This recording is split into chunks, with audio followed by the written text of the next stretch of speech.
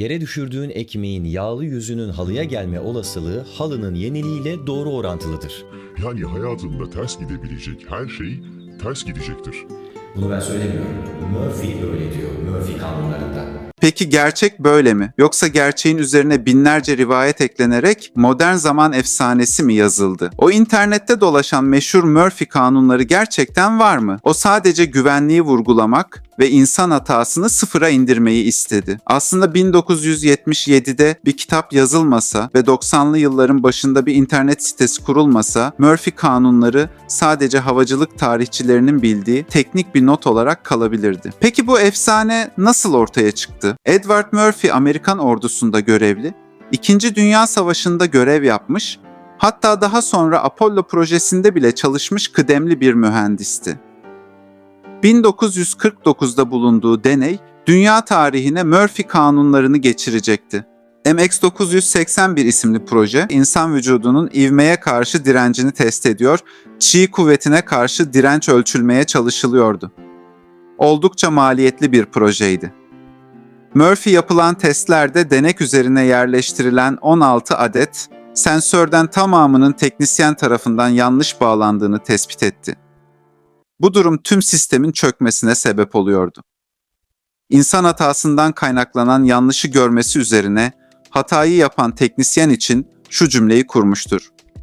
If there is any way to do it wrong, he will find it. Yani eğer bir işi yanlış yapmanın bir yolu varsa, o onu bulacaktır. Proje insanla yapılan çok riskli bir deney içeriyordu ve projenin başında bizzat kendisi denek olan çılgın bir bilim insanı olan Doktor Stapp bulunuyordu. Hatta kendisi bu deneylerde roket kızağına oturup saatte 1000 kilometre hızla giderken aniden durunca G kuvvetinden dolayı gözlerine kan oturmuş ve kör olma tehlikesi atlatmıştı. Denek ve aynı zamanda proje lideri Doktor Stapp, yapılan bir basın toplantısında kendisine sorulan deneylerde neden hiç kimse ölmedi sorusuna Murphy kanununa inandığımız için, yani ters gidebilecek her şeyi önceden hesapladığımız için cevabını verdi. Kısa süre sonra bu ifade genel bir kurala dönüştürüldü ve bugün orijinal Murphy kanunu kabul edilen ters gidebilecek her şey ters gidecektir şeklindeki bu meşhur halini aldı. Ancak kanunun bugünkü efsaneye dönüşmesi için bu kadarı yeterli değildi. Bu bilgi kirliliğinin asıl suçlusu 1977'de Murphy kanunları ve işlerin ters gitmesinin diğer nedenleri adlı kitabı yazan Arthur Bloch oldu. Bu kitapta bugün Murphy yasası adı altında düşen ekmeğin yağlı tarafı halıya gelir. Diğer şerit her zaman daha hızlı akar gibi pek çok klişe söze neden olan yüzlerce madde yer aldı. Artık barut fıçısına kıvılcım düşmüştü.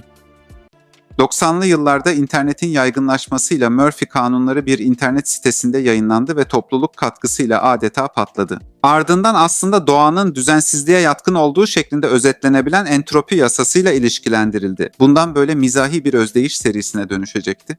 Yani Murphy yasası olarak bilinen özdeyişlerin %99'unu Edward Murphy yazmadı. Hatta durum şu kadar trajikomik, Murphy'nin kendisi bu kanunların halk arasında karamsarlık veya şanssızlık olarak algılanmasından nefret ediyordu. O bir mühendisti ve amacı insanların şanssızlığından yakınması değil, hata payını sıfıra indirmekti. Eğer Mr. Murphy günümüzde bu kanunların bu kadar popüler olacağını bilseydi, büyük ihtimalle kitabını yazmış olurdu. Ama yine de bu kadar abartamayabilirdi. İnternette veya kitaplarda gördüğünüz yüzlerce Murphy kanunu, orijinal mühendislik prensibinin günlük hayata mizahi bir dille uyarlanmış halidir. Bunlar yıllar içinde anonim olarak eklenmiştir.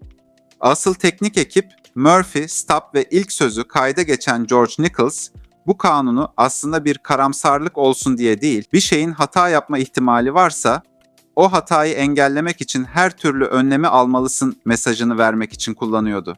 Murphy kanunu aslında kötü şans teorisi değildi. İnsan hatasının kaçınılmaz olduğunu kabul eden bir mühendislik felsefesiydi. Yani Murphy kanunu aslında evrenin insanla dalga geçmesi değildi. Bir mühendisin insan hatasına karşı verdiği savaşın adıydı. İnsanlar onu kötü şans yasası sandı. Murphy ise sadece şunu söylüyordu. Eğer bir hata yapılabiliyorsa biri o hatayı yapacaktır. O halde sistemi buna göre tasarlamalısın. Tarihin bu tür gizli kalmış gerçeklerini merak ediyorsanız kanalımıza abone olmayı ve zili açmayı unutmayın. Bir sonraki videolarda böyle hikayelerle karşınızda olacağız.